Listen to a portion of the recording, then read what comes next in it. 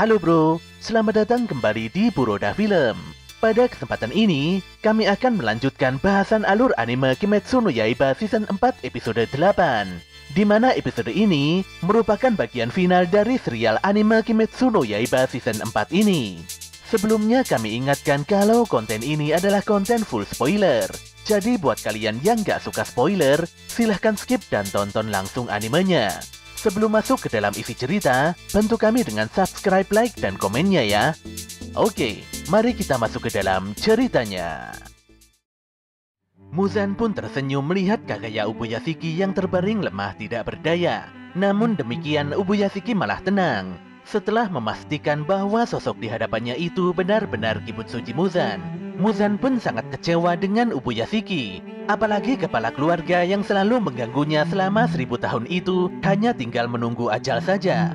Ubuyashiki menegaskan bahwa tidak ada satupun orang yang akan memaafkan kejahatan Muzan dalam 1000 tahun ini.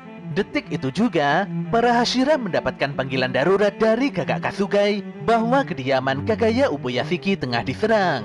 Mereka semua berlari secepat kilat karena nyawa Ubuyashiki sedang dipertaruhkan. Scene pun kembali beberapa waktu yang lalu. Sanemi berpikir kalau seharusnya Ubuyashiki dijaga oleh 2 orang Hashira. Tapi Gyomei menolak ide itu karena Ubuyashiki memang tidak mau. Semuanya ingin berjuang sekuat tenaga dan memberikan hasil terbaik demi tuan besar mereka. Sayangnya mereka semua tidak sempat melakukan hal itu karena kediaman Ubuyashiki tiba-tiba meledak dengan begitu dahsyat. Jelas saja para Hashira terlihat sangat amat terperanjat. Tubuh Muzan nampak hancur berantakan dan terhempas ke tanah. Muzan sungguh tidak menyangka kalau Ubuyashiki sudah melakukan tindakan senekat ini demi mengalahkannya. Regenerasi Muzan nampak melambat karena ada campuran serbuk tanaman khusus di dalam peledak sebelumnya. Ketika kondisi tubuhnya mulai membaik, tanpa disangka Muzan diserang duri-duri tajam bercabang yang menghujam masuk hingga ke dalam tubuhnya. Dia pun sadar kalau serangan ini merupakan teknik darah iblis. Tanpa disangka Tamayo melesat dan menghunuskan tangannya ke dalam perut si Raja Iblis.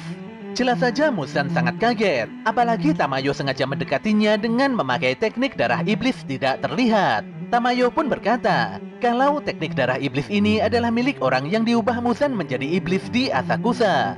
Wanita itu pun melanjutkan, kalau dia telah menaruh obat mujarab yang bisa mengubah iblis menjadi manusia di dalam kepalan tangannya. Muzan mengingatkan, kalau dulu Tamayo telah membantai suami dan anak-anaknya.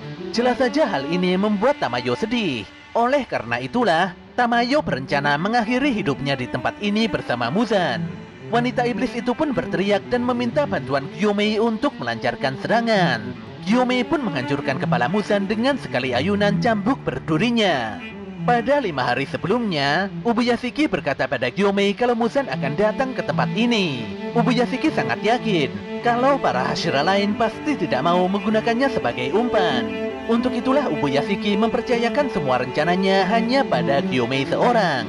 Ubuyashiki menginformasikan bahwa Muzan hanya bisa dihancurkan dengan sinar mentari. Jika Gyomei telah memenggalnya dan iblis itu tidak mati, maka Gyomei harus bisa bertahan hingga matahari terbit. Muzan sangat kuat dan begitu sulit untuk dikalahkan. Regenerasi tubuhnya sangat cepat, dan dia adalah musuh yang levelnya jauh lebih tinggi dari semua iblis yang pernah dihadapi Gyomei. Ketika Gyomei hendak menyerang Muzan kembali, tanpa disangka Raja Iblis itu melesatkan teknik darah iblisnya. Detik itu juga seluruh Hashira telah tiba, dan mereka semua melihat pertarungan Gyomei yang begitu dramatis. Ketika Tanjiro tiba, dia langsung tersulut emosi melihat sosok yang sangat dibencinya. Sosok iblis terkutuk itulah yang telah merenggut nyawa seluruh keluarga besarnya. Gyomei pun berteriak keras dan mengatakan kalau iblis di hadapannya itu adalah Kibutsuji Muzan. Jelas saja semua Hashira sangat meradang dan mereka segera melesat untuk menghabisi Muzan. Tapi anehnya si Muzan malah tersenyum mengerikan. Dan ternyata dia telah memerintahkan Akime untuk memasukkan seluruh Hashira di dalam Infinity Castle atau kastil tidak terbatas. Mereka semuanya tersedot dan jatuh ke dalam tempat antah berantah. Bahkan Genya Inosuke dan para pemburu iblis lainnya juga terjatuh ke dalam dunia lain itu. Saat itu Tanjiro yang berhasil menapakkan kakinya memandang Muzan dengan penuh amarah.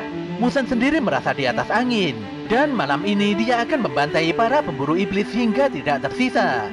Dengan kemarahan yang sangat luar biasa, Tanjiro bertekad akan mengalahkan Kibutsuji Muzan dengan seluruh kekuatannya.